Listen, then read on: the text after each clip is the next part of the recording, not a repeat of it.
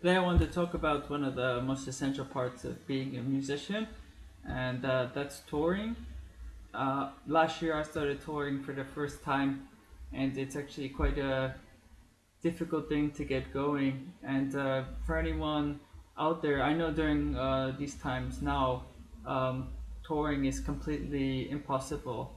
And maybe in 2021 this will be possible again, but I still don't think it's a bad thing to talk about now. And the way of going about it will most likely be roughly the same even after all this craziness has subsided.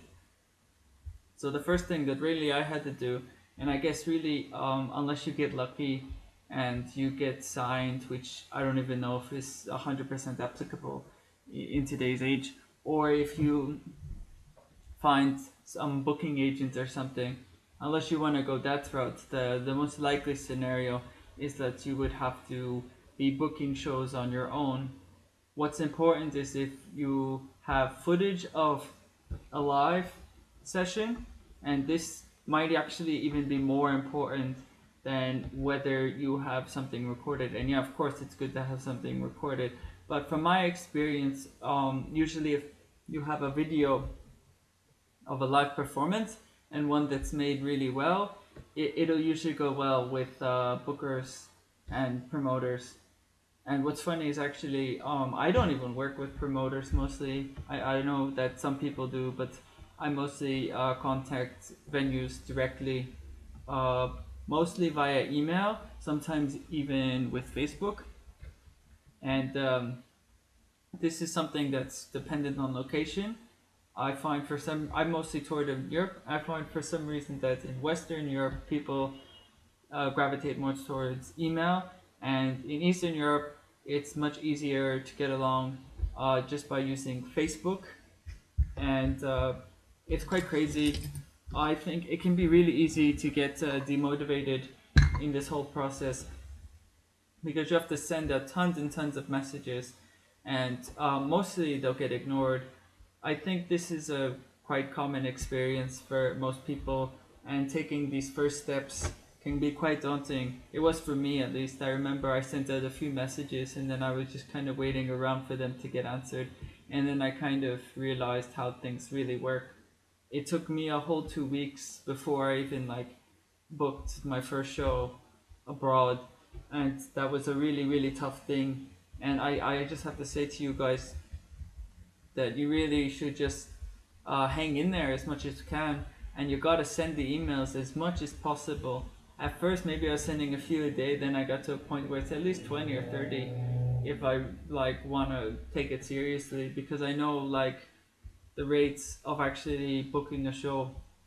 And also the hard truth is that especially if you don't really have a following, or enough likes on Facebook or enough followers on Instagram, then it's quite likely you might get door deals and stuff like that. And I don't think there's any way working around it. And I think most people can say, me included, is that your first tour is probably going to lose you money, and you still have to stick it out even through that. And then maybe after that it can be a little more lucrative. I even had this experience myself. My second tour, I managed to cover all of the expenses. And so, for anyone who really wants to try touring, I think you really just gotta start writing the places. Sometimes they won't respond to your email for like 2 or 3 weeks. Even in a few cases, it's like 2 or 3 months, and you get an answer, and then you have to figure out where this is actually coming from. My advice is really got to keep it organized. You got to keep lists. Um, Keep lists by country. If you're going to Europe, if you're going to US, keep lists maybe by state, and keep track of all the people who responded, whether it's yes or no, and have some other list where you're writing what's actually confirmed. Normally, you have to go about this months in advance. Probably around the best is 4 to 6 months in advance. More depending on what you're looking to do, especially with France. But France is really a pain in the ass. I don't know what you guys think, but booking in France is They either want you to book like a year in advance or something, or they like close their booking super early, and it's like you have to jump through a lot of hoops. Some other countries it's a bit easier to get your foot in the door. Actually, my best advice. I know this might not be practical for people coming from stateside, but for a lot of artists, I think like at least in my experience, maybe it won't be the same for other people, but touring places like Latvia, Lithuania, Ukraine actually turned out to be a really good experience. I would recommend more people to try these places out and see if it works for them. In a lot of these places, I was given guarantees, and food and accommodation is usually covered in Europe. This is a thing I think that if you're a touring musician and you're from the US, you might understand that you don't get these kinds of things. But in Europe, it's much more hospitable culture towards musicians, and it makes the process a lot easier. And I recommend people that if you haven't gotten yourself out there, try and get to Europe because like it's just you feel appreciated like when someone gives you food and a place to sleep, and then you don't have the worry so much about like, oh, where am I gonna go for the night?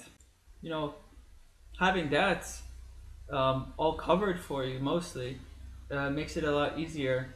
You're gonna want to book shows back to back, and at first you might think like, oh, like actually at my first tour, at the end I added like 10 extra days to travel, and I had my last show in Berlin and I wanted to check out Berlin, and that was in some regards a really terrible decision because I already had like lost money for that tour because I was like mostly getting door deals. I had one guarantee which like really helped me a lot of the way, and yeah, it just like burned my finances, and I just like had to find friends to crash with in order to keep myself afloat. So you want to keep that in mind too. I mean, if you're looking to travel, then yeah, you can try that kind of thing. But if you're looking to sort of do this as a living, you got to go back to back, even traveling like hours between gigs, between cities. It's totally, completely normal, and there's really no way of getting around it.